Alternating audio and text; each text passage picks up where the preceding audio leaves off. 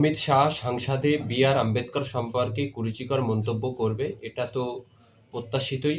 তার কারণ হলো ১৯১৯ সালে সংঘ প্রতিষ্ঠাতা হওয়ার পূর্বে কয়েকজন অনুসারী তারা ইউরোপে গেছিল কোনো একজনের দীক্ষা নিতে। সেই যার দীক্ষা নিতে গেছিল তিনি ছিলেন ভারত বিদ্বেষী। ১৯২৫ সালে আরএসএস সংগঠন তৈরি হয়েছিল হিন্দুত্ববাদী অধিকারকে রক্ষার জন্য।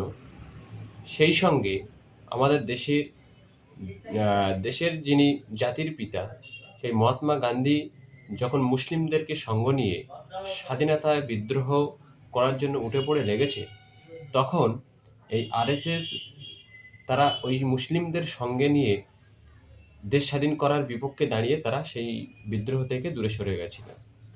অতএব স্বাধীনতা বিদ্রোহের সঙ্গে যাদের দূর সম্পর্ক কোনো ছিল না, তারা পবিত্র সংবিধানের যিনি প্রতিষ্ঠাতা বা যিনি প্রধান রচয়িতা, তার সম্পর্কে নোংরা মনোভাব পুষে রাখবে না, এটা তো নূতন কিছু নয়। যারা আম্বেদকর সম্পর্কে এত নোংরা চিন্তাভাবনা মনের মধ্যে পুষে রাখে, তারাই আবার রাষ্ট্রবাদের কথা বলে।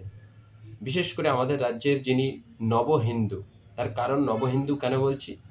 একদিকে কলকাতা হাইকোর্টের আলী আফজাল চাঁদ বলছে শুভেন্দু অধিকারী যখন তৃণমূল কংগ্রেসে ছিল তখন প্রায়শই গরুর মাংস ভক্ষণ করতেন, কিন্তু পরবর্তী সময়ে যখন তিনি বিজেপিতে গেলেন তখন তিনি সনাতনী হয়ে গেলেন। শুভেন্দু অধিকারী ওই আলী আফজাল চাঁদ অর্থাৎ বিজেপির যে আইনজীবী সেল আছে সেই সেলের সদস্য আলী আফজাল চাঁদ সম্পর্কে একটি শব্দও ব্যয় করেনি। তিনি এখন রাষ্ট্রবাদের কথা বলে, সনাতনীদের কথা বলে। তিনি যদি রাষ্ট্রবাদী হন, তাহলে অমিত শাহের মন্তব্যের সঙ্গে তার মতামতের কী আছে সেই বিষয়ে তিনি প্রকাশ্যে কিছু বলছেন না। আর তিনি যদি সত্যি সনাতনী হন, তাহলে গরুর মাংস খেয়েছিলেন কি খায়নি এ বিষয়ে তাকে মতামত দেওয়া দরকার ছিল।